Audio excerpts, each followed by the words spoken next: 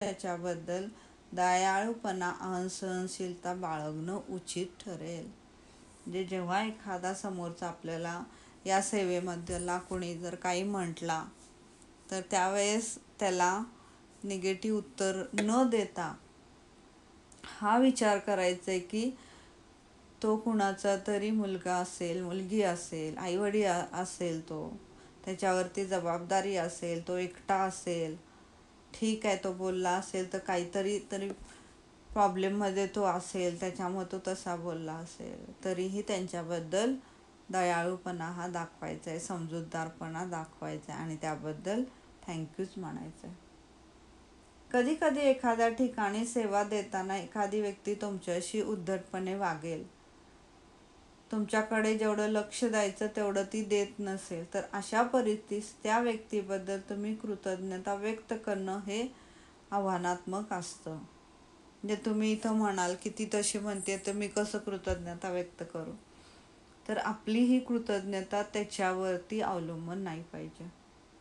पण तुमची कृतज्ञता दुसऱ्या व्यक्तीच्या वागणुकीवर अवलंबून असता कामा नये. पुढची व्यक्ती कशीही वागली तरी तुम्ही कृतज्ञतेनेच वागा. काहीही झालं तरी तुमच्या आयुष्यात दादूचा वापर करणं सोडू नका. ही व्यक्ती तुमच्याशी असं का वागली असेल याचा जरा विचार करा. तुमच्याशी बोलताना किंवा तो कोणत्या अडचणीशी सामना करीत असेल हे तुम्हाला कळणार नाही. कदाचित त्या व्यक्तीला बरं वाटत नसेल किंवा त्यांच्या जवळच्या व्यक्तीला तिने गमावलं असेल, तिचा विवाह नुकताच तुटला असेल किंवा ती आयुष्यात निराश असेल किंवा काही टोकाचा निर्णय घ्यायचा विचारही करत असेल, तर अशावेळी तुम्ही जर त्या व्यक्तीशी कृतज्ञतेने आणि दयाळूपणाने वागलात तर त्या दिवशी त्याच्या आयुष्यात घडलेली ती मोठी जादूची गोष्ट असू शकते. तर तुम्ही तिला सगळीकडून नकारात्मकता येत असेल, निगेटिव्हिटी देत असेल आणि तुम्ही ती पॉझिटिव्हिटी जर त्याला त्यावेळेस दिली तर त्याच्या आयुष्यात ती जादूची गोष्ट असू शकते त्या दिवशीची. तर आपल्याला ती गोष्ट करायची. दयाळूपणे वागा, कारण तुम्हाला भेटणारी प्रत्येक व्यक्ती अवघड लढाईला तोंड देत असते. आयुष्यामध्ये प्रत्येक गोष्टीला काही ना काहीतरी समस्या, प्रॉब्लेम ह्या असतात. त्यामुळं आपण जर त्या ठिकाणी असतो तर आपण काय केलं असतं हा विचार करायचा आणि त्यांच्यासोबत प्रेमाने आणि दयाळूपणेच वागायचं आहे. कुठंही सरकारी ऑफिसमध्ये जा, कुठंही तुम्ही सार्वजनिक ठिकाणी जा, तरीही तुम्हाला कृतज्ञताच व्यक्त करायची आहे. एखाद्या व्यक्तीशी तिने केलेल्या मदतीबद्दल तिच्याशी किंवा त्याच्याशी तुम्ही फोनवर बोलत असाल तर केवळ कसं तरी आभारी असं नुसतं म्हणून टाकू नका. जेव्हा तुम्ही फोनवर पण बोलताय तर फक्त म्हणायचं म्हणून थँक्यू म्हणू नका. तर जेव्हा तुम्ही थँक्यू म्हणताय समोरच्याला तर त्याचं कारण सांगा त्याला.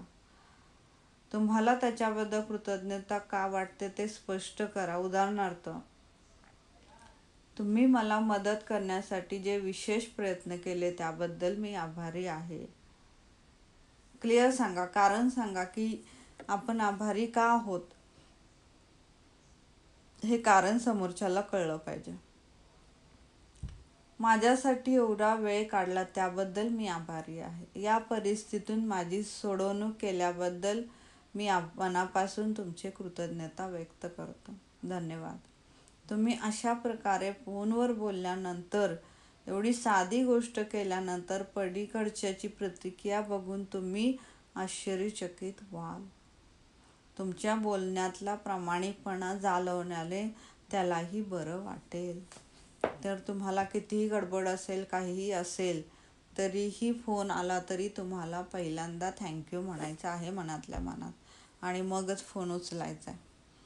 जेव्हा तुम्ही थँक्यू म्हणून फोन उचलाल तर आपोआप जे काही आपल्या आतमध्ये निगेटिव्ह आली असते की का बाय तिने फोन केला, काय झालं असेल काय, ते पण येणं बंद होतं आणि त्यांनी तुम्हाला फोन केला याचा अर्थ काहीतरी तरी तुमच्यासाठी आणि त्याच्यासाठी चांगलंच असणार आहे. त्याच्याबद्दल थँक्यू होतं ते आपोआप.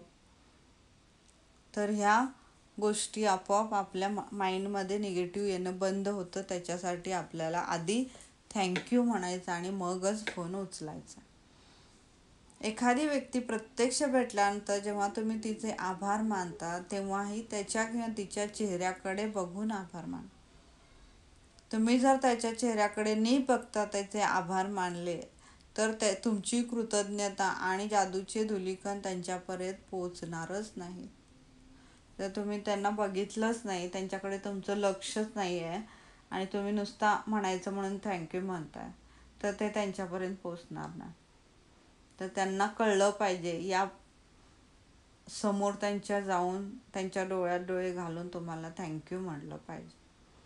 तुम्ही जर कुठेही बघत आभार मानलेत किंवा खाली बघत आभार मानले तर तुमच्या मोबाईलवर दुसऱ्याशी बोलत तुम्ही समोरच्याला आभारी मानलेत तर तेव्हा समोरच्या व्यक्तीला मदत करायची आणि स्वतःमधले बदल घडण्याची संधी तुम्ही घालवताय. तर इथं तुम्ही ही संधी घालवताय, तर इथं तुम्ही मनापासून कृतज्ञता व्यक्त करणं इम्पॉर्टंट आहे. लेखिकेने इथं त्यांच्या आयुष्यातलं एक उदाहरण दिलं की त्या स्टोर्समध्ये गेल्या आणि तिथं त्यांना जे पाहिजे होतं ती गोष्ट गिफ्ट घेण्यासाठी तेथील सेविकेने त्यांना मदत केली आणि तिने त्यांचं ते गिफ्ट हुडकून दिलं आणि त्याच वेळेस त्यांचा फोन वाजला आणि ते गिफ्ट घेऊन त्या तशाच बाहेर पडल्या आणि त्यांनी तिला थँक्यू म्हणणं विसरल्या. तर त्यांच्या लक्षात आलं की आपण थँक्यू म्हटलं नाही. तर मी परत गेले आणि तिने केलेल्या सर्व प्रकारच्या मदतीचे कौतुक केले आणि तिच्याबद्दल आभार मानले. मी तिच्यावर कृतज्ञतेच्या धुलीकणांची पखरण केली. तिचे डोळे अश्रूंनी डबडबले आणि आत्तापर्यंत कधीही बघितलं नव्हतं एवढं खुशीचे हसू मी चेहऱ्यावर पसरलेलं पाहिलं. तर प्रत्येक क्रियेला एक सदैव समान आणि अशी प्रतिक्रिया असते. जेव्हा तुम्ही मनापासून आभारी असं म्हणता तेव्हा तुमचा सच्चेपणा दुसऱ्या व्यक्तीला आपोआप जाणवतोच आणि तुमच्या या कृतज्ञतेने त्या व्यक्तीला तर खूप बरं वाटतंच, पण तुम्हालाही अवर्णनीय असा आनंद होतो. आणि त्या दिवशी दुकानातून मी असाच अवर्णनीय आनंद घेऊन बाहेर पडले होते. तर तुम्हालाही मनापासून अशी कृतज्ञता व्यक्त करायची आहे. तर कृतज्ञता ही व्यक्तीसाठी तर करायचीच आहे, तर अजून बऱ्याच गोष्टींसाठी आपण कृतज्ञता व्यक्त करू शकतो. जादूचे धुलीकण त्यांच्यावरती शिपडू शकतो, ते लेखिकेने सांगितलंय. तर मला कोणी सेवा दिली तर त्यांच्यासाठी जादू धुलीकणाचा वापर करते असं नाही, तर सर्व प्रकारच्या प्रसंगामध्ये मी कृतज्ञतेच्या जादुई शक्तीचा म्हणजे जादुई धुलीकणांचा वापर करते. जेव्हा माझी मुलगी माझा निरोप घेऊन तिच्या घरी गाडी चालवत जायला निघते तेव्हा त्याआधी मी घरी सुरक्षित पोचल्याबद्दल मी कृतज्ञता व्यक्त करते. कल्पनेने तिच्यावर आणि तिच्या गाडीवर जादूच्या धुलीकणांचा शिडकावा करते. कधी कधी मी जेव्हा नवीन कल्पना सुरू करते तेव्हा प्रकल्प सुरू करते, काम सुरू करते, त्यावेळेसही मी तसे करण्याआधी संगणकावर जादूच्या धुलीकणांचा शिडकावा करते. कधी मला काही गोष्ट हवी असेल आणि ती खरेदी करण्यासाठी मी ज्या दुकानाच्या दिशेने जाते त्याच्या रस्त्यावरती मी जादूच्या धुलीकणांचा शिडकावा करते. माझी मुलगी गाडी चालवताना जादूच्या धुलीकणांचा वापर करते. त्याचवेळी तिच्या शेजारून कोणी जर गाडी चालवताना जात असेल आणि तो जर तणावाखाली दिसला तर तिलाही असेल तर वेगाने गाडी चालवत असेल तर त्यालाही बरं वाटावं आणि त्याने सुरक्षितपणे गाडी चालवावी यासाठी त्याच्यावरही जादूच्या धुलीकणांचा शिडकावा करते. म्हणजे आज तुम्ही कृतज्ञतेच्या जादुई धुलीकणांना तुमच्या सोबत घेऊन विविध सेवा क्षेत्रात काम करणाऱ्यांवर तिचा वापर करायचा आहे. त्या प्रत्येकाला आभारी असं म्हणून त्यांच्यावर जादूच्या धुलीकणांचा शिडकावा करायचा आहे. तुम्हाला वेगवेगळ्या सेवा देणाऱ्या 10 लोकांचे आज आभार मानायचे. तुम्हाला हे प्रत्यक्ष समोरासमोर करायला लागलं नाही तरीही काही बिघडत नाही, पण तुम्हाला त्यांच्या सेवेमुळे लाभ झालेला आहे त्याचे मनातल्या मनात आभार मानले तरी चालतील. जादूचे धुलीकण तरीसुद्धा त्यांच्यापर्यंत पोचतीलच. उदाहरणार्थ, मनातल्या मनात तुम्ही त्यांच्याशी असं म्हणू शकता. तर कसं म्हणू शकता, तर इथं लेखिकेने ते उदाहरण दिलं आहे. प्रत्येक दिवशी अगदी सकाळी लवकर सफाई कामगार रस्त्यावरचा केर कचरा काढून टाकून रस्ते स्वच्छ करतात. मी आजपर्यंत त्यांच्या या कामाचा विचारच केला नव्हता. दर दिवशी घड्याळाप्रमाणे व्यवस्थितपणे काम करणाऱ्या या कामगारांबद्दल मी खरोखरच कृतज्ञता व्यक्त करते. आभारी आहे, आभारी आहे, आभारी. तर या पद्धतीने आपल्याला आज कृतज्ञता व्यक्त करायची आहे 10 व्यक्तींबद्दल. विविध सेवा क्षेत्रात काम करणाऱ्यांबद्दल कृतज्ञता व्यक्त केल्यानंतर किती जणांना कृतज्ञता व्यक्त केली हे मोजून ठेवा. म्हणजे वेगवेगळ्या सेवा क्षेत्रात काम करणाऱ्या 10 व्यक्ती झालेल्या तुमच्या लक्षात येतील.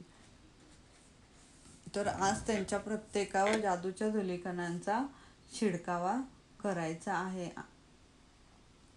आणि मनातल्या मनात तुम्हाला त्यांच्यापर्यंत ते जादूचे धुलीकण पोचलेले आहेत हेही इमॅजिनेशन करायचं आहे. त्यांच्या जीवनात सुधारणा घडून येण्यासाठी, त्यांना मदत करण्यासाठी त्यांच्याजवळ ते उपलब्ध होतात याची तुम्हाला जाणीव होईल आणि त्यावर तुमचा विश्वास देखील बसेल. आणि प्रत्येक वेळी जेव्हा दुसऱ्या व्यक्तीवर तुम्ही जादूच्या धुलीकणांचा शिडकावा करता तेव्हा ते तुमच्याकडे परत येतात आणि तुम्हाला त्याचा तुमच्या आयुष्यावरही चांगलाच परिणाम होतो. तर तुमच्यासाठी आज तुम्हाला कोणकोणत्या सेवा क्षेत्रांनी तुम्हाला मदत केली ते आठवायचं आणि त्यांच्याबद्दल तुम्ही आज कृतज्ञतेचे जादूचे धुलीकण त्यांना द्यायचे आहेत. आणि त्यांना या सेवा क्षेत्रात काम करणारे तुम्हाला कशा प्रकारे मदत केलेले ते 10 आज लिहायचे आहेत आणि त्यांना ते सोडायचे आहे त्यांच्यावरती आणि आभारी आहे असं म्हणायचं आहे. तर हा आजचा लेसन सिंपल होता, जे की आपण व्यक्तिगत कृतज्ञ शक्ती देताना आपण आपल्या आपल्या ग्रुपमध्ये देतोय. आज आपण ज्या ज्या सेवेबद्दल मदत घेतलेली आहे, मग ते इस्त्रीवाला असेल, दूधवाला असेल, कुरिअरवाला असेल, या प्रत्येकाबद्दल आज आपण थँक्यू म्हणायचं आहे. चला, तर इथं हा लेसन संपलेला आहे.